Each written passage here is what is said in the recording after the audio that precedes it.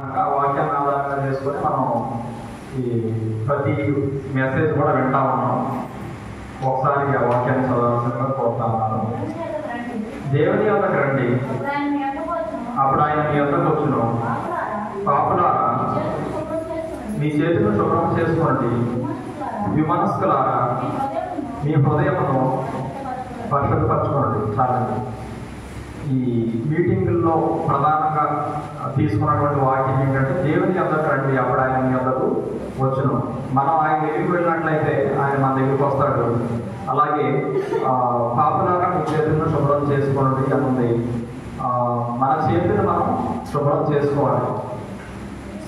చాలాసార్లు దేవుని వాక్యంలో మీరు మీ చేతులు చాచినప్పుడు మీ చేతులకు రక్తం కనబడతా ఉంది అన్నట్టుగా దేవుడు మాట్లాడుతూ ఉంటాడు.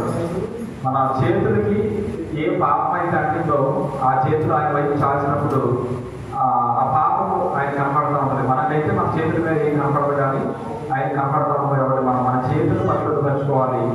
అలాగే ద్విమనస్కులారా, మీ హృదయాలను పరిశుద్ధపరచుకోవడం ఈ వాక్యం చదివిస్తూ ఉంది. ద్విమనస్కులు అంటే రెండు రకాల స్వభావాలు కలిగిన వారు. ఇది ఈ వాక్యం యొక్క అర్థం. ఈ వాక్యంలో నేను ప్రధానంగా తీసుకుంది ఏంటంటే, దేవుని యొద్దకి రండి అనే ఆ యొక్క వచనాన్ని తీసుకొని దేవుని యొద్దకి మనం ఎలా వెళ్ళాలి, అలాగే దేవుని గ్రంథంలో నుంచి దేవుని యొద్దకి వెళ్ళిన కొంతమంది వ్యక్తులు చూపించాలని, వాడు దేవుని దగ్గరికి ఎలా వెళ్ళారో మనం కూడా అలా వెళ్ళాలని మీకు ఎవరైనా ఆశపడతా ఉన్నాను. మొదటిగా దేవుని దగ్గరికి వచ్చిన వ్యక్తుల్లో అబ్రహాము గురించి మనం చూసుకుందాం. ఆదికాండం 12వ అధ్యాయము 1వ వచనం ఒకసారి చదువుతాం. ఆదికాండం 12వ అధ్యాయం. నీవు లేచి నీ దేశం నుండి, నీ బంధువుల యొక్క నుండి, నీ తండ్రి ఇంట నుండి బయలుదేరి నేను నీకు చూపించే దేశంలో వెళ్ళు. చాలా ఇక్కడ దేవుడు అబ్రహామును ఒక వ్యక్తితో మాట్లాడుతూ ఉన్నాడు. ఏమని చెప్తా ఉన్నాడంటే, నీవు లేచి అబ్రహామా, నీవు లేచి నీ తండ్రి ఇంటి దగ్గర నుంచి, అలాగే నీ బంధువుల ఇంటి దగ్గర నుంచి, బంధువుల దగ్గర నుంచి, అలాగే నీ దేశం నుండి కూడా నేను చూపించే ప్రదేశానికి వెళ్ళు అని దేవుడు చెప్తా ఉన్నాడు. అబ్రహాముకి అప్పటికే చాలా సంవత్సరాలు, అతను ఎన్నో సంవత్సరాల నుంచి తన తండ్రి ఇంటి దగ్గర ఉన్నాడు. సాధారణంగా పురుషులు తండ్రి ఇంటి దగ్గర ఉంటారు. స్త్రీలు అయినటువంటి వారే వాళ్ళ తండ్రి ఇంటి దగ్గర నుంచి భర్త ఇంటికి వస్తూ ఉంటారు. పురుషులు సాధారణంగా తండ్రి ఇంట్లోనే ఉంటారు. అటువంటి అబ్రహాము దేవుడు ఏం చెప్తా ఉన్నాడంటే, మీ తండ్రి ఇంటిని విడిచిపెట్టని చెప్తా ఉన్నాడు. తండ్రి ఇంటిని విడిచిపెట్టడం అనేది అంత సాధ్యమైన పని కాదు. చాలా మంది స్త్రీలు అయినటువంటి వారు వివాహ సమయంలో వివాహం అయిన తర్వాత అక్కడ నుంచి అత్తగారికి వెళ్ళినప్పుడు భయంకరంగా ఏడుస్తూ ఉంటారు. వాళ్ళు ఏడుస్తూ ఉంటారు, వాళ్ళ తాలూకా తల్లిదండ్రులు అయినటువంటి వారు ఏడుస్తూ ఉంటారు, బంధువులు ఏడుస్తూ ఉంటారు, అందరూ ఏడుస్తూ ఉంటారు.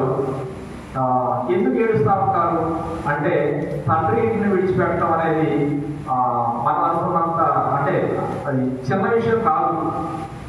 తండ్రి ఇంటిని విడిచిపెట్టడానికి సమయం ఎంతోసేపు పట్టదు. మహా అయితే ఒక ఇల్లు దాటి బయటకు వెళ్ళడం అనేది ఒక నిమిషం పట్టింది. కానీ ఆ తండ్రి ఇంటిని విడిచిపెట్టి వెళ్ళటం అనేది అది చాలా కష్టమైన పని. చాలా సమయం తీసుకుంటారు. స్త్రీలైనటువంటి వారు వివాహం అయిన తర్వాత తన తండ్రి ఇంటిని విడిచిపెట్టి వెళ్ళడానికి ఆ కొంచెం దూరాన్ని దాటి ఆ ఇల్లు వదిలి వెళ్ళడానికి చాలా సమయం తీసుకుంటారు. ఎంతో ఏడుస్తూ ఉంటారు, బాధపడుతూ ఉంటారు. అటువంటిది అబ్రహాముని దేవుడు ఏం చెప్తా ఉన్నాడంటే, నీ తండ్రి ఇంటిని విడిచిపెట్టి వెళ్ళాలి అని చెప్తా ఉన్నాడు. అప్పటి వరకు దేవుడు అబ్రహాముకు ప్రత్యక్షం కాలేదు. అబ్రహాముకి దేవుని దగ్గర నుంచి ఎలాంటి మేలు జరగలేదు.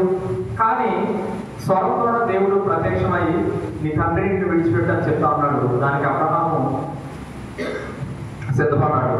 తన తండ్రి ఇంటిని విడిచిపెట్టి వెళ్ళడానికి, ఎంతో కష్టమైన తన తండ్రి ఇంటిని విడిచిపెట్టి వెళ్ళడానికి అబ్రహాము మానసికంగా అన్ని రకాలుగా సిద్ధపడ్డాడు. తన తండ్రి ఇంటిని విడిచిపెట్టి కొంచెం ముందుకు సాగుతూ ఉన్నాడు. తన తండ్రి ఇంటిని విడిచిపెట్టి ముందుకు సాగుతూ ఉన్నప్పుడు అలాగే బంధువులను కూడా విడిచిపెట్టి దేవుడు వెళ్ళమంటా ఉన్నాడు. అది ఒకవేళ చాలా పెద్ద ఊరు అయి ఉండవచ్చు. అబ్రహాము నివసిస్తున్న ఊరు చాలా పెద్దది అయి ఉండవచ్చు. చాలా ఎక్కువ మంది బంధువులు కూడా ఉండి ఉండవచ్చు అబ్రహాముకి. వాళ్ళందరినీ ఒక్కొక్కళ్ళగా ఒక్కొక్క ఇల్లు, ఒక్కొక్క గృహం దాటుకుంటూ అబ్రహాము వెళ్తా ఉన్నప్పుడు వాళ్ళు అడుగుతున్నారు అబ్రహాముని, ఎందుకయ్యా వెళ్ళిపోతున్నాం, మమ్మల్ని అందరిని విడిచిపెట్టి వెళ్ళిపోతున్నాం, నీకు మేము లేవా, నీకేమైనా తక్కువైందా, నీకు ఏదన్నా ఇబ్బంది ఉందా, నాతో చెప్పొచ్చు కదా, ఎక్కడికి వెళ్తున్నారు, నీకు అంత కష్టం ఏమొచ్చింది అని ఎంతో ఆపడానికి ప్రయత్నం చేస్తుంటారు అబ్రహాముని వెళ్ళకుండా. కానీ అబ్రహాము ఏ ఒక్క మాట వినకుండా బంధువులందరినీ ఒక్కొక్కరిని విడిచిపెట్టి అడుగులు ముందుకు వేస్తా ఉన్నాడు. అలాగే తండ్రిని విడిచిపెట్టాడు, బంధువులను విడిచిపెట్టాడు, అంత మాత్రమే కాదు కానీ దేశాన్ని కూడా విడిచిపెట్టాడంట. ఒక దేశాన్ని విడిచిపెట్టడం అనేది ఈ రోజుల్లో అయితే మనం ఫ్లైట్ ఎక్కితే ఒక దేశాన్ని విడిచిపెట్టి ఒక దేశానికి వెళ్ళడానికి కొన్ని గంటల సమయం పట్టింది. కానీ ఆ రోజుల్లో అలాంటి సదుపాయాలు లేవు. వారు కాలినడకం కానీ ఏదైనా జంతువులు ఒంటె లాంటి దాని మీద తమ సామాను పెట్టి కానీ అలా వెళ్ళటం మాత్రమే చాలా రోజులు సమయం పట్టింది. అయినప్పటికీ అబ్రహాము తన భాష తెలిసినటువంటి దేశాన్ని, బంధువుల్ని, తండ్రిని అన్నింటిని విడిచిపెట్టడానికి సిద్ధపడి ముందుకు వెళ్తా ఉన్నాడు. మనం కనుక చూస్తే అబ్రహాము తన ఇంట్లో నుంచి బయలుదేరాడు, తన తండ్రిని విడిచిపెట్టి ముందుకెళ్ళాడు, బంధువులను కూడా విడిచిపెట్టి ముందుకు వెళ్ళాడు, దేశాన్ని కూడా విడిచిపెట్టి ముందుకు వెళ్తా ఉన్నాడు, ఒక్కొక్కరిని విడిచిపెట్టి ముందుకు సాగుతా ఉన్నాడు. మనం కనుక చూస్తే తన తండ్రి ఇంట్లో ఒక వ్యక్తిగా మనం కనుక చూస్తే అబ్రహాము మనం విడిచిపెట్టి దూరంగా వెళ్తున్నాడు కనిపిస్తూ ఉంటుంది. మనం కనుక అబ్రహాం బంధువుల్లో ఒక బంధువుగా ఆలోచిస్తే అబ్రహాము మనందరినీ విడిచిపెట్టి దూరంగా వెళ్తున్నట్టు అనిపిస్తూ ఉంటుంది. అబ్రహాం నివసించే దేశంలో ఒక వ్యక్తిగా మనం ఆలోచించినట్లయితే అబ్రహాము ఈ దేశాన్ని కూడా విడిచిపెట్టి ఎక్కడికో వెళ్ళిపోతున్నట్టుగా, దూరంగా వెళ్ళిపోతున్నట్టుగా, అందరికీ ఎవరికి అందరూ దూరంగా అబ్రహాము వెళ్ళిపోతున్నట్టుగా మనకి కనిపిస్తూ ఉంది. నిజంగానే తను అన్నిటిని విడిచిపెట్టి దూరంగా వెళ్తా ఉన్నాడు. కానీ వీళ్ళందరినీ విడిచిపెట్టి తను దూరంగా వెళ్తున్న ఒక్కొక్క అడుగు దేవునికి దగ్గరగా వెళ్తా ఉన్నాడు. తండ్రికి దూరం అవుతున్నాడు, కానీ దేవునికి దగ్గర అవుతున్నాడు. బంధువుల్ని విడిచిపెట్టి దూరంగా వెళ్ళిపోతున్నాడు. మళ్ళీ వస్తాడో లేదో కూడా తెలియదు అబ్రహాం. వెనక్కి తిరిగి మళ్ళీ ఎప్పుడైనా చూడటానికి వస్తాడో లేదో కూడా తెలియదు. బంధువులందరినీ విడిచిపెట్టి వెళ్ళిపోతా ఉన్నాడు, కానీ దేవుడికి దగ్గరగా వెళ్తా ఉన్నాడు. ఆ దేశాన్ని విడిచిపెట్టి వెళ్తా ఉన్నాడు, కానీ దేవుడికి దగ్గరగా వెళ్తా ఉన్నాడు. ఒక్కొక్కటి అబ్రహాము విడిచిపెట్టి ఒక్కొక్కటి తన దేవుడికి దగ్గరగా చేస్తూ ఉంది. కాబట్టి మనం కూడా దేవుడికి దగ్గర అవ్వకుండా మనం విడిచిపెట్టలేని కొన్ని ఉంటాయి. వాటిని విడిచిపెడితే మనం దేవుడికి దగ్గర అవుతాం. ఈ మూడింటిని అబ్రహాం విడిచిపెట్టడానికి సిద్ధపడకపోయినట్లయితే దేవుడికి దగ్గర అయ్యేవాడు కాదు ఖచ్చితంగా. వీటన్నిటిని విడిచిపెట్టడానికి ఎంత కష్టమైనా సరే ఈ మూడింటిని విడిచిపెట్టడం అంత సామాన్యమైన విషయం కాదు. బంధువులకు సంబంధించిన ఫంక్షన్ అలాంటివి జరిగినా అబ్రహాం మళ్ళీ వస్తానికి అవకాశం ఉందో లేదో తెలియదు. తన తండ్రి ఇంట్లో ఏం జరిగినా, తన తండ్రి చనిపోయినా, తన తల్లి చనిపోయినా, తనకి బాగా కావాల్సిన వాళ్ళు తన తల్లిదండ్రులు ఎవరైనా చనిపోయినా మళ్ళీ చూడటానికి తిరిగి వస్తాడో లేదో కూడా తెలియదు. అన్నిటినీ పూర్తిగా వదిలిపెట్టి వాళ్ళు ఏమనుకున్నా పర్వాలేదు అని ముందుకు వెళ్తా ఉన్నాడు. ఇటువంటి కఠినమైన నిర్ణయం తీసుకోవడం అది చిన్న విషయం కాదు, చాలా గొప్ప విషయం. వీటన్నిటికీ అబ్రహాం సిద్ధపడ్డాడు. ఎప్పుడైతే సిద్ధపడ్డాడో అతను దేవునికి దగ్గర అవుతా ఉన్నాడు. ఎంత కష్టమైనా కానీ వీటన్నిటిని విడిచిపెట్టడానికి సిద్ధపడతా ఉన్నాడు. కాబట్టి దేవునికి దగ్గర అయ్యాడు. మనం చాలా వాటిని విడిచిపెట్టలేము. విడిచిపెట్టకపోవడం వల్లే దేవుడికి మనం దగ్గర అవ్వలేకపోతా ఉంటాం. అబ్రహాం వీటన్నిటిని విడిచిపెట్టాడు. మరి మనం ఏం విడిచిపెట్టాలి? మనం ఏం విడిచిపెట్టాలో ఒకసారి దేవుడి వాక్యం నుంచి చూద్దాం. 1 యోహాను 2:16 ఒకసారి చూద్దాం. 1 యోహాను 2:16.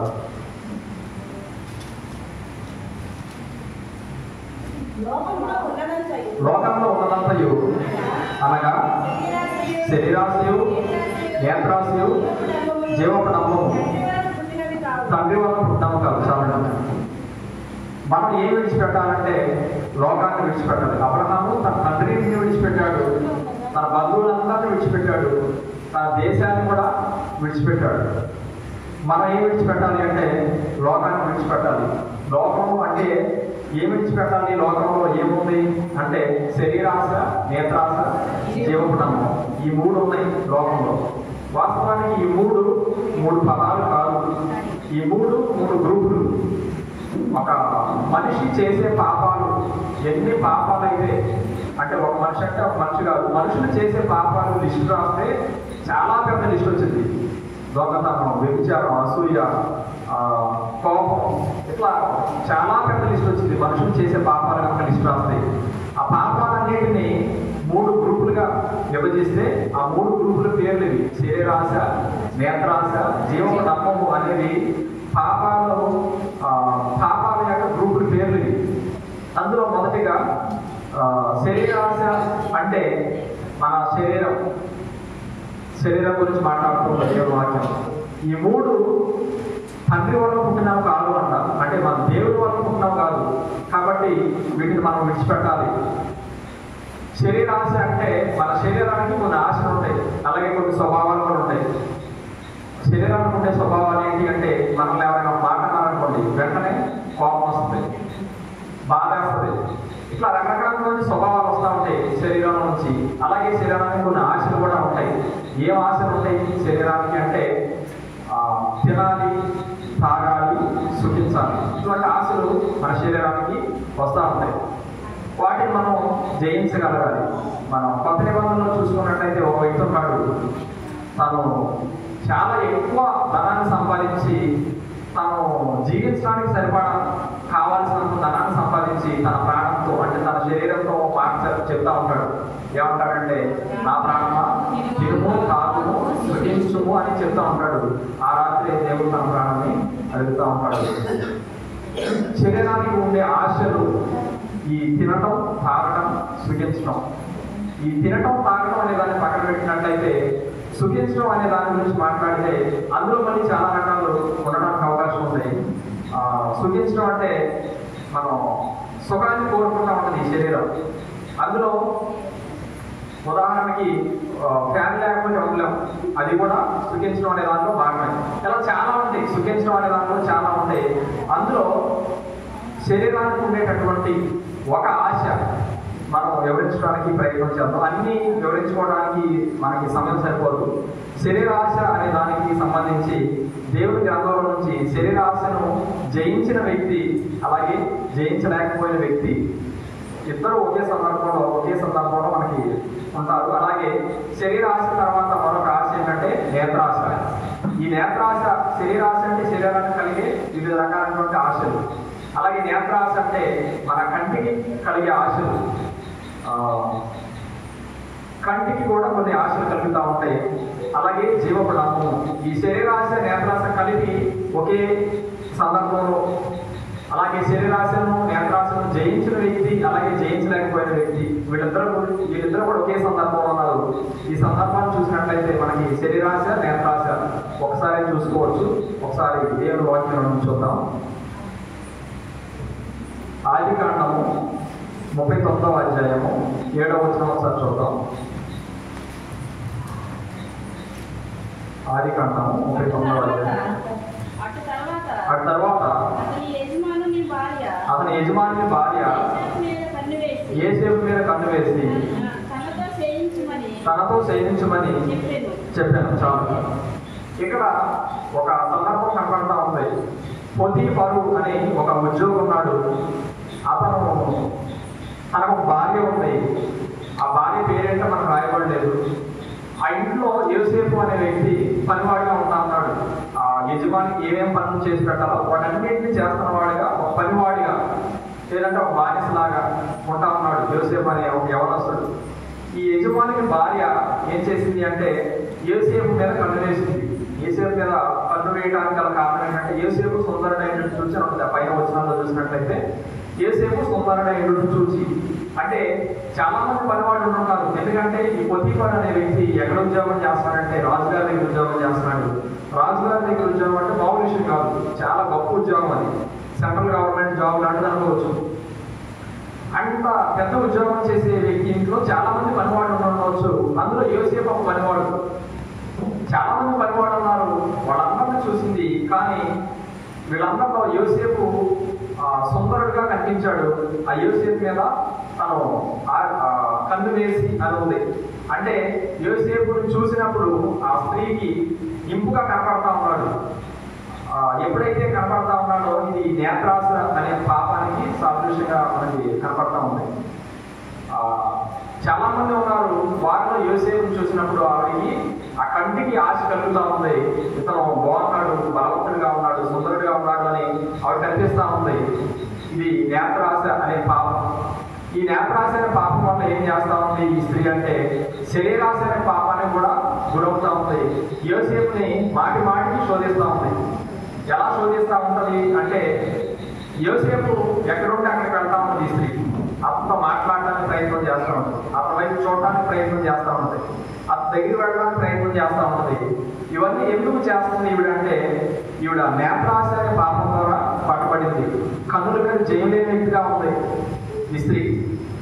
వివాహమైన స్త్రీగా ఉంది, తనకంటూ ఒక భర్త ఉన్నాడు. అయినప్పటికీ పాపం అనే దానికి చాలా మంది ఏమనుకుంటారంటే ఎవరైనా ఒక యవనస్తుడు కానీ ఎవరైనా ఒక వ్యక్తి కొంచెం దారి తగ్గుతా ఉన్నాడు అనుకోండి, వీడికి వివాహం చేస్తే దారిలోకి వస్తాడు అనుకుంటారు. కానీ పాపం అనేది దారిలోకి రాని వివాహం అయినప్పటికీ ఆ వ్యక్తి యొక్క స్వభావం అలాగే ఉంటుంది.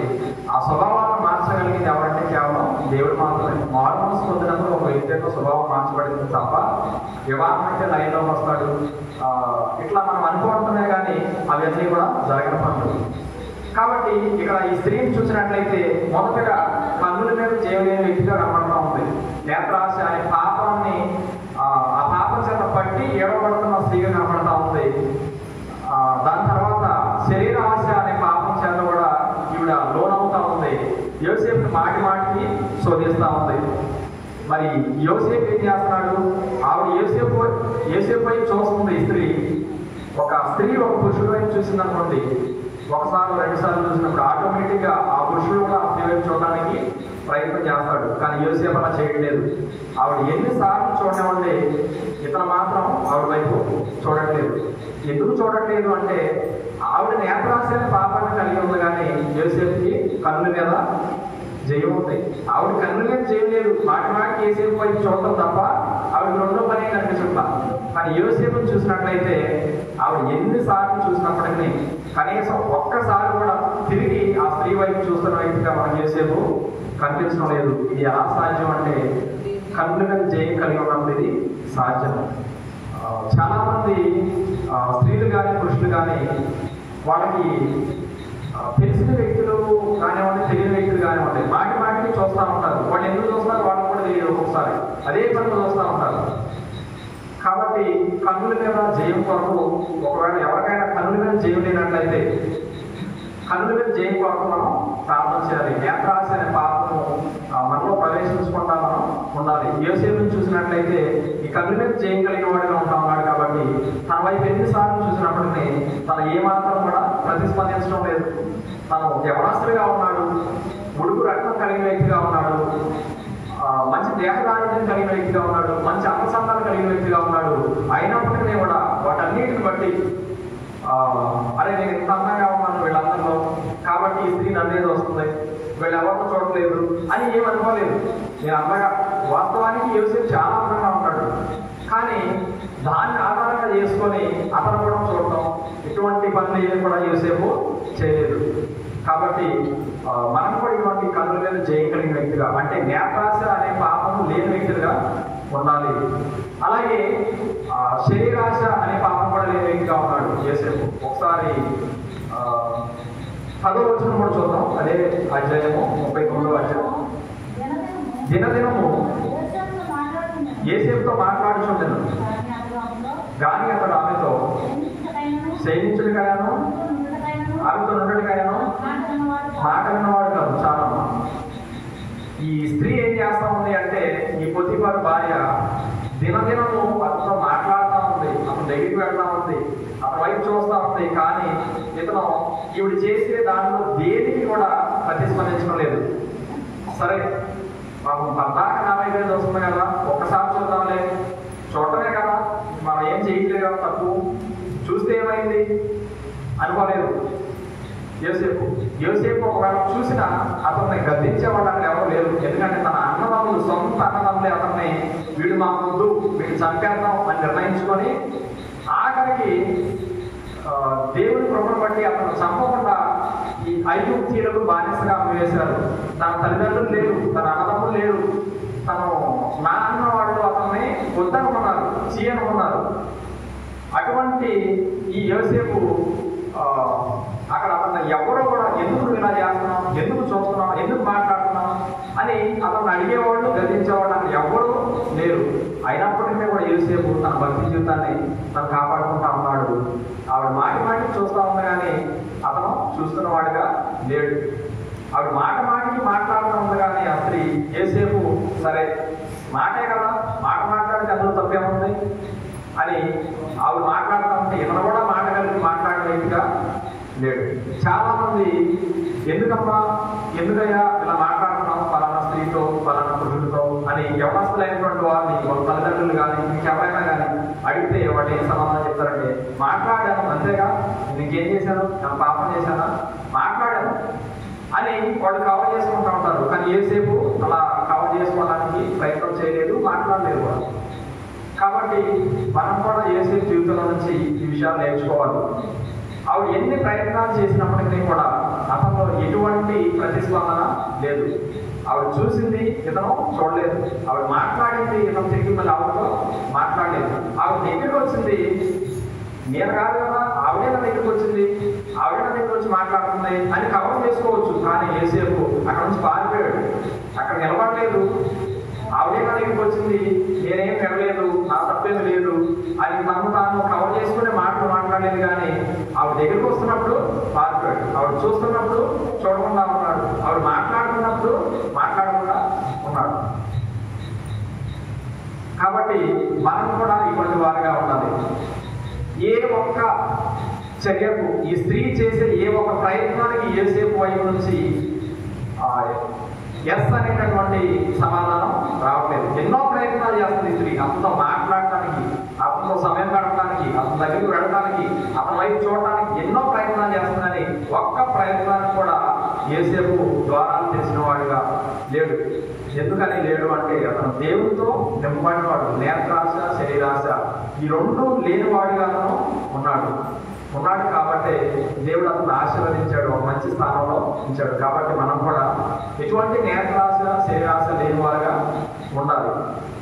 ఈ నేత్రాశ, శరీరాశ లేకుండా మనం ఉండటం అనేది మొదటగా చేయాల్సింది.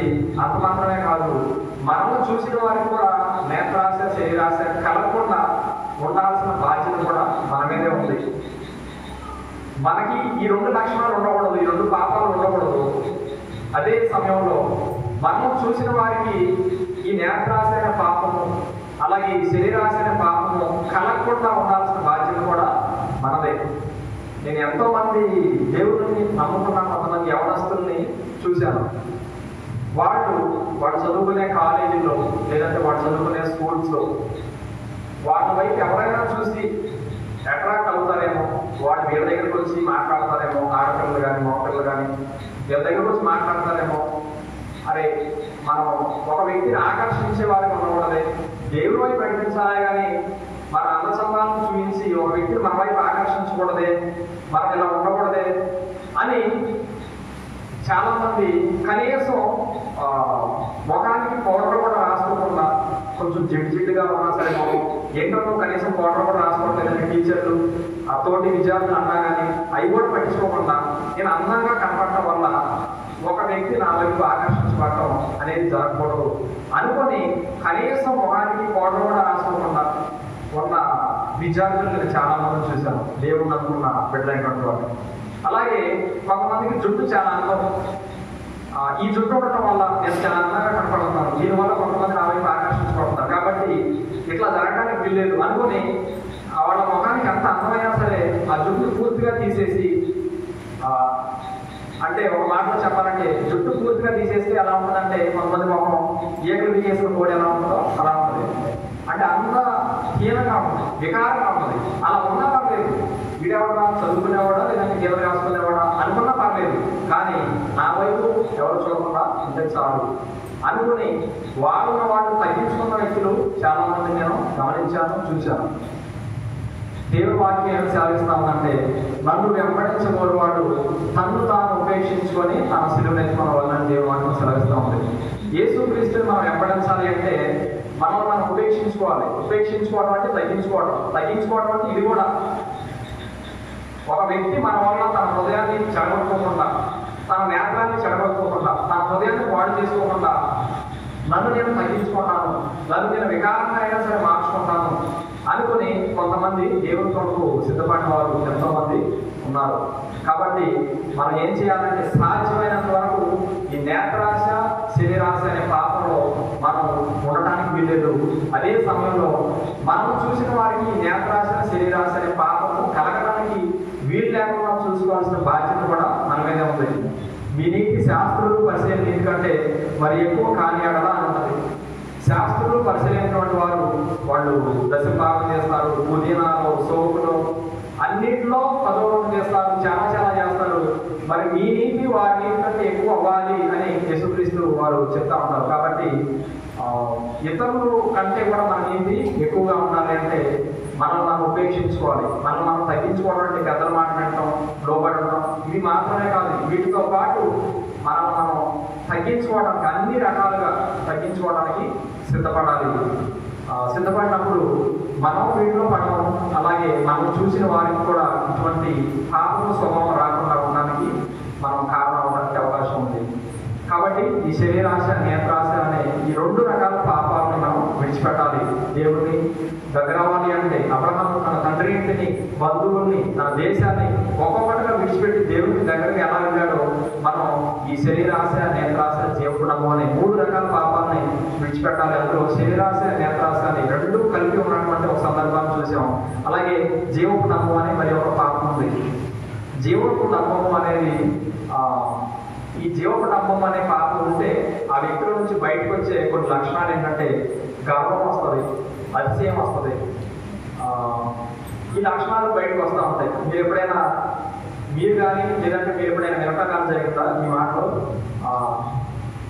నువ్వెంత, నీ ఎంత దోస్తా, నేనేంటో చూపిస్తా, ఇలాంటి మాటలు మీరు ఎప్పుడైనా అనటం కానీ వినటం కానీ జరిగిందండి. ఈ మాటలు ఎందుకు వస్తాయి ఒక వ్యక్తి నోట్లో నుంచి? ఎందుకు వస్తాయి అంటే అతనికి ఎదురుగా ఉన్న వ్యక్తి తనకంటే తక్కువ స్థాయి వాడు అనుకున్నప్పుడు ఈ మాటలు బయటకు వస్తూ ఉంటాయి. నువ్వెంత అనే మాట ఒక వ్యక్తి మనం అన్నాము అంటే వాడు మనకంటే తక్కువ స్థాయిలో ఉన్నాడని అర్థం. అంటే మనకంటే తక్కువ ధనం ఉండి ఉండొచ్చు, మనకంటే తక్కువ హోదా ఉండి ఉండొచ్చు, ఏదో తనలో కొంచెం లోటుగా ఉంది. వాటికంటే మనం ఒక మంచి స్థితిలో ఉన్నప్పుడు ఇలాంటి మాటలు వస్తూ ఉంటాయి. ఇవన్నీ కూడా జీవగుణము అనే పాపంలో వచ్చేటటువంటి మాటలు లేదా లక్షణాలు. ఒక వ్యక్తి కంటే మనం మంచి స్థితిలో, ఒక వ్యక్తి కంటే కూడా మనం మంచి ధనం కలిగి ఉన్నాం అనుకోండి, ఒక వ్యక్తి కంటే కూడా మనకు మంచి ఆస్తిపాస్తులు ఉన్నాయనుకోండి, లేదంటే ఒక వ్యక్తి కంటే కూడా మనకు మంచి స్వరం ఉందనుకోండి, ఒక వ్యక్తి కంటే కూడా మనకు మంచి అందసందాలు ఉన్నాయనుకోండి, వాటిని బట్టి దేవుడు స్థుతించాలి కానీ అవతల వాళ్ళు తక్కువ చేసి మనం మాట్లాడకూడదు. అలా మాట్లాడటం అనేది జీవగుణము అనే పాపానికి సాదృశ్యం. అలాగే జీవగుణము అనే పాపాన్ని ఆధారంగా చేసుకొని అపవాది అయిన వాడు, మొట్టమొదటిగా అపవాది అయిన వాడు ఈ జీవగుణము అనే పాపాన్ని ఆధారంగా చేసుకొని వాడు పడిపోవడం జరిగింది. ఆ వచనం ఒకసారి చూద్దాం. యెషయా గ్రంథము 14వ అధ్యాయం 12వ వచనం ఒకసారి చూద్దాం. యెషయా గ్రంథం 14వ అధ్యాయం 12వ వచనం. తేజో నక్షత్రమా, వేకువ చుక్క, నీ వ్యక్తులు ఆకాశం నుండి పడితివి, జనములను పడగొట్టిన నీవు నేలమట్టు వరకు ఎట్లు నరకబడి చాలు. ఇక్కడ సాతాను అనేటువంటి వాడు ఆకాశం నుంచి పడబోయబడ్డాడంట. దేని మూలంగా అంటే జీవగుణము అనే పాపం మూలంగా. కాబట్టి జీవగుణము అనే పాపం మనలో ప్రవేశించినట్లయితే గర్వము, అతిశయము, మనకు కలిగిన దాన్ని బట్టి గర్వించడం, మనకు కలిగిన దాన్ని బట్టి ఎదుటివారిని అతిశయించడం అనే ఈ లక్షణాలు, జీవగుణము యొక్క లక్షణాలు మనలో కనిపించినట్లయితే అది చూడటానికి వ్యభిచారం పెద్ద పాపంలా కనిపించకపోవచ్చు. కానీ ఈ జీవగుణము ఏం చేసింది అంటే ఎక్కడో దేవుడి సన్నిధిలో పరలోక రాజ్యంలో ఉండాల్సిన ఒక వ్యక్తిని పాతాళానికి, అక్కడి నుంచి భూమి మీదకి పడదోయబడ్డాడు. సాతాను అనేవాడు నేల మట్టం వరకు నరకబడ్డాడు. అంటే ఒక పెద్ద వృక్షం ఉందనుకోండి, భూమికి చాలా ఎత్తులో చాలా పెద్ద వృక్షం ఉందనుకోండి, ఆ వృక్షాన్ని మనం నరికేస్తే అప్పటి వరకు అది భూమికి చాలా ఎత్తులో ఉంది, కొన్ని మీటర్ల ఎత్తులో ఉండొచ్చు, కొన్ని అడుగుల ఎత్తులో ఉండొచ్చు. కానీ దాన్ని మనం నరికేస్తే, మొదటి దగ్గర నరికేస్తే అప్పుడు అది ఎక్కడ ఉంటుంది? భూమి మీద ఉంటుంది. అట్లా అపవాది అయిన వాడు దేవుడి రాజ్యంలో ఉండాల్సిన వాడు ఈ జీవపుణ్యము అనే పాపానికి చోటు ఇవ్వడం వల్ల వాడు పడిపోయాడు. కాబట్టి జీవపుణ్యము వాడి స్వభావం, వాడు మనల్ని దాన్ని ఉపయోగించి పడగొట్టడానికి ప్రయత్నిస్తూ ఉంటాడు. కాబట్టి జీవపుణ్యానికి మనం చోటు ఇవ్వకూడదు. దేవుడికి సమీపంగా మనం వెళ్ళాలంటే 3 రకాల వాటిని విడిచిపెట్టాలని మనం చూసుకున్నాం. అందులో మొదటిది శరీరాశ, అలాగే రెండవది నేత్రాశ, మూడవది జీవపుణ్యము. అబ్రహాము దేవుడికి సమీపించడానికి 3 ముఖ్యమైన వాటిని విడిచిపెట్టాడు. తన తండ్రిని, బంధువుల్ని, దేశాన్ని విడిచిపెట్టాడు. ఒక్కొక్కటిగా విడిచిపెట్టినప్పుడు దేవుడికి సమీపంగా అయ్యాడు. మనం కూడా ఈ శరీరాశ, నేత్రాశ, జీవపుణ్యము వీటిని విడిచిపెడితే, ఒక్కొక్కటిగా విడిచిపెట్టినట్లయితే మనం కూడా దేవునికి సమీపంగా అవుతాం. ఈ మూడింటిలో మనం జయించడానికి కష్టమైంది శరీరాశ. ఇది చాలా బలమైనది, మొండిది. దాని అర్థం మనం దీన్ని జయించలేము అని కాదు. అది ఏదైనా మొండిగా ఒక పాపం కానీ ఒక సమస్య కానీ ఉన్నప్పుడు మనం చేయాల్సింది ఏంటంటే, ఇక్కడ అవగాహన దీన్ని నేను జయించలేను అనుకోవడం కాదు. కానీ దానికోసం వీలైనంత ఎక్కువగా ప్రార్థన చేయాలి. అయినా అవ్వకపోతే ఉపవాసాన్ని ప్రార్థన చేయాలి. ఎలా మనం పోరాడాలి అంటే, ఒక వచనం చూద్దాం దేవుని వాక్యం నుంచి.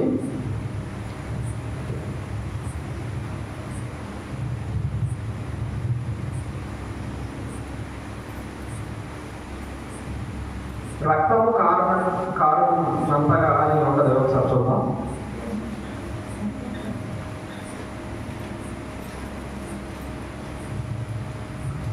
సరే, నాకు కొంచెం ఆ రెఫరెన్స్ దొరకలేదు. అపోస్తలుడైన పౌలు అంటాడు, రక్తము కారణంతగా మీరు పాపంతో పోరాడలేదని చెప్తా ఉంటాడు.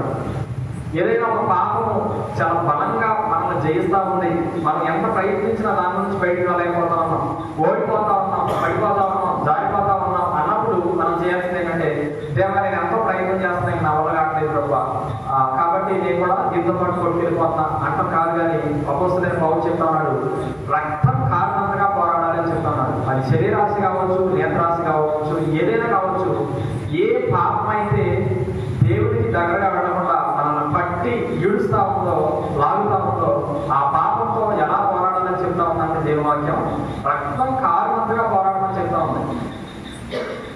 ఒక వ్యక్తి మనం చంపడానికి ప్రయత్నం చేస్తాడు అనుకోండి, వాడి దగ్గర నుంచి మన ప్రాణాలు మనం రక్షించుకోవడానికి వాటితో మనం ఎంతగానో పోరాడతాం. అంత బలంగా పాపంతో పోరాడమని దేవుని వాక్యం చెప్తా ఉంది. పాపం అనేది మన కంటికి కనిపిస్తుంది. మరి ఎలా పోరాడాలంటే దేవుని ప్రార్థన ద్వారా మనం పోరాడాలి. ప్రార్థన ద్వారా దేని మీద మనకు చేయలేదు, కన్ను మీద చేయలేదా, నోటి మీద చేయలేదా, లేదంటే ఆలోచన మీద చేయలేదా, తలంపుల మీద చేయలేదా, కాళ్ళ మీద చేయలేదా, దేని మీద చేయలేదో దాని మీద జయం కొరకు మనం రక్తం కారణంగా పోరాడాలని దేవుని వాక్యం చెప్తా ఉంది. కాబట్టి మనం ఎక్కడా కూడా నేను పోరాడలేదు అని మనం రాజీ పడటం అనేది కరెక్ట్ కాదు. కాబట్టి ఈ 3 రకాల పాపాలైనటువంటి వాటిని మనం విడిచిపెట్టాలని దేవుని గరట మనం చేస్తా ఉన్నాము. ఇప్పటి వరకు దేవుడికి దగ్గరగా వెళ్ళడం అనే విషయంలో దేవుడికి సమీపించిన వ్యక్తులు, దేవుడి దగ్గరకు వెళ్ళిన వ్యక్తులు అబ్రహాము చూసాము. అలాగే అబ్రహాం వేటిని విడిచిపెట్టాడు, మనం వేటిని విడిచిపెట్టాలనే విషయాలను చూసాము. అలాగే మరి ఒక వ్యక్తిని కూడా చూసి వాక్యాన్ని మనం ఊహించుకుంటాం. ఆ రెండవ వ్యక్తి యాకోబు.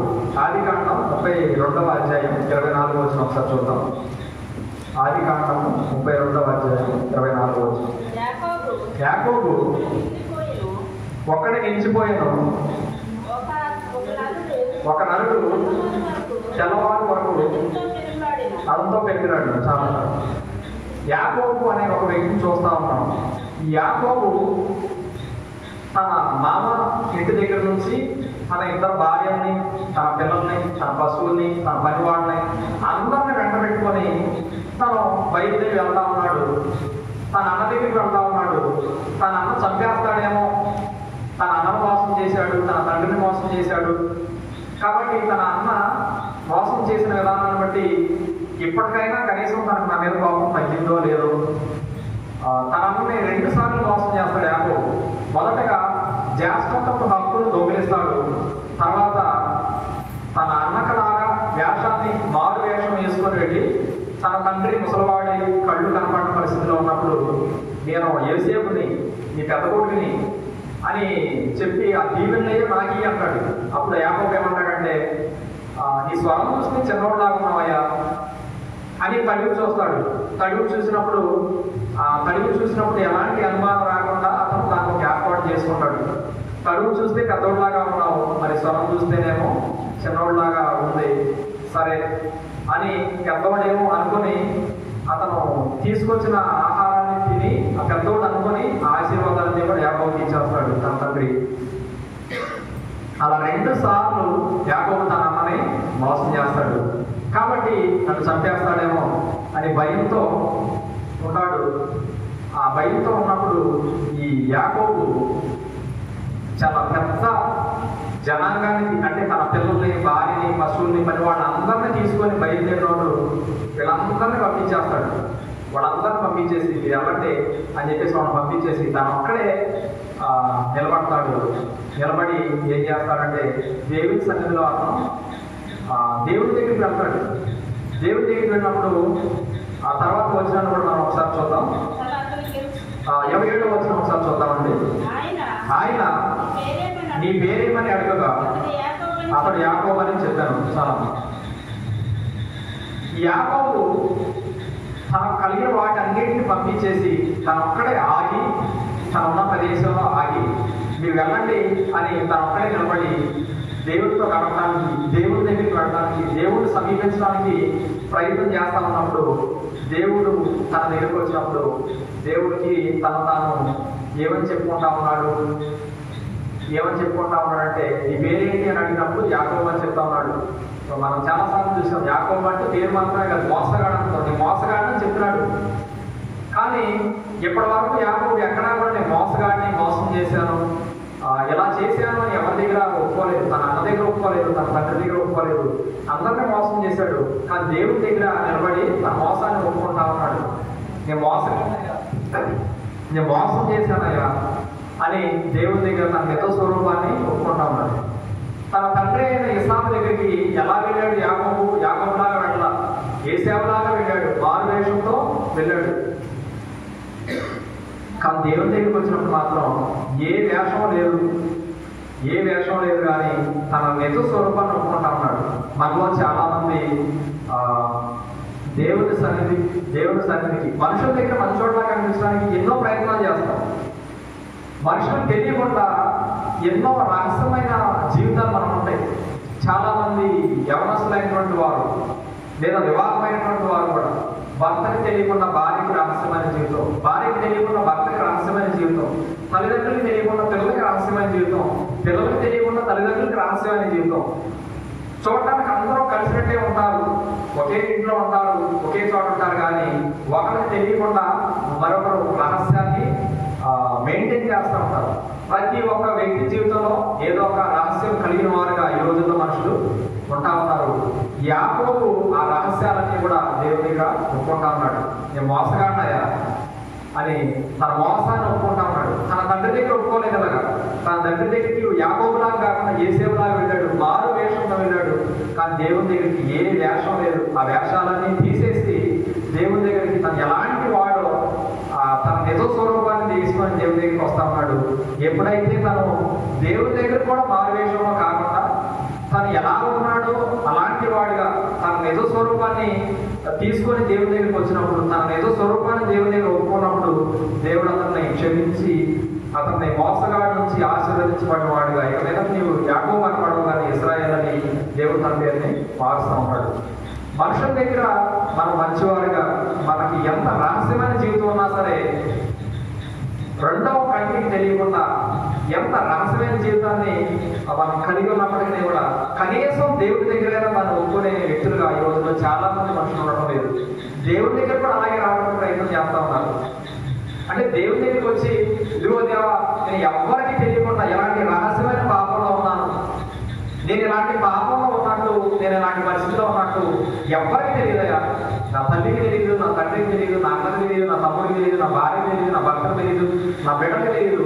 కానీ నేను ఇలాంటి దౌర్భాగ్యమైన స్థితిలో ఉన్నాను, ఇలాంటి రహస్యమైన జీవితంలో ఉన్నాను, నన్ను క్షమించు. వారికి తెలిస్తే వాళ్ళు ఏమైపోతారో, వాళ్ళకి తెలిస్తే వాళ్ళు తట్టుకోగలరో లేదో, దయచేసి నన్ను క్షమించి దీంట్లో నుంచి నేను బయటకు రావాలి అని కనీసం దేవుని దగ్గర కూడా అడుగుతున్న వ్యక్తులుగా చాలా మంది రోజున మనుషులు ఉండడం లేదు. దేవుని దగ్గర కూడా మామూలుగా వచ్చేసి ఏం తెలియనట్టు, ఏమి చేయనట్టు, వాళ్ళ జీవితంలో ఏ రహస్యం లేనట్టు వస్తూ ఉంటారు, వెళ్తూ ఉంటారు. కానీ మనం అలా వచ్చి వెళ్ళినంత వరకు ఎలాంటి మేలు మనం పొందుకోలేము.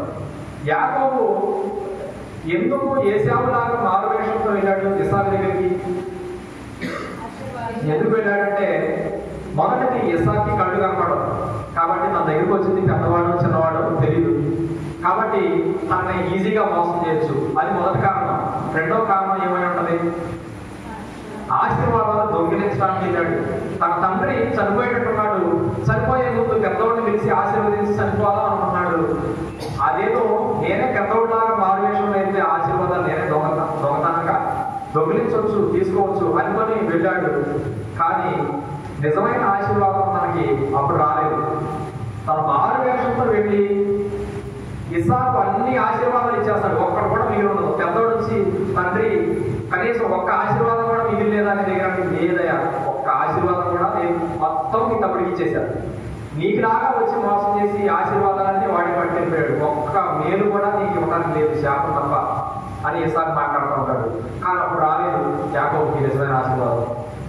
ఆశీర్వాదం అనేది లేదా మేలు అనేది మనం మారు వేషంతో వెళ్ళడం వల్ల రాదు. ఆ మారు వేషాన్ని తీసేసి నిజంగా నేను ఏమై ఉన్నాను, ఎలాంటి పరిస్థితిలో ఉన్నాను, ఏ పాపంలో ఉన్నాను, ఆ నిజ స్వరూపాన్ని తీసుకొని మనం దేవుని దగ్గరికి వెళ్ళినప్పుడు ఇదిగో దేవా ఇది నా పరిస్థితిని ఒప్పుకున్నప్పుడు మాత్రమే మనం ఆశీర్వాదాన్ని దేవుని పొందుకుంటాం తప్ప ఆ నిజ స్వరూపాన్ని మనుషుల దగ్గర ఎలాగో బయట పెట్టాం, కనీసం దేవుని దగ్గర కూడా బయట పెట్టినంత వరకు మనం ఎలాంటి ఆశీర్వాదాన్ని పొందుకోలేము. ఈ ఇస్సాకు దగ్గర ఆశీర్వాదాలు తీసుకున్న తర్వాత ఈ దేవుడి దగ్గరకు వచ్చి నేను మోసగాన్ని నేను ఒప్పుకున్నప్పుడు దేవుడు తన పేరు మార్చే వరకు ఈ మధ్యకాలంలో చాలా సంవత్సరాలు జరిగింది. కానీ ఇన్ని సంవత్సరాలు అతనికి మనశ్శాంతి లేదు. అది నిజమైన ఆశీర్వాదం కాదని తెలిసింది కాబట్టి ఆ రోజు దేవుడితో గడపడానికి ఆగాడు. తన తండ్రి ఇచ్చిన ఆశీర్వాదం చాలు, అదే నిజమైన ఆశీర్వాదం అనుకుంటే యాకోబు ఆ రోజు దేవుడితో గడపడానికి ఆగేవాడు కాదు. తన భార్యతో పాటు, పిల్లలతో పాటు, పశువులతో పాటు, పనివాళ్ళతో పాటు తను కూడా తన అన్న దగ్గరికి వెళ్ళేవాడు. ఏం జరిగితే అది జరిగిందని వెళ్ళేవాడు. కానీ మనకు అర్థమైంది ఇది అసలు నిజమైన ఆశీర్వాదం కాదు, ఈ దొంగతనంగా దొంగిలించింది నిజమైన ఆశీర్వాదం కాదు, ఈ మారు వేషంతో వెళ్ళి సంపాదించుకున్న నిజమైన ఆశీర్వాదం కాదు.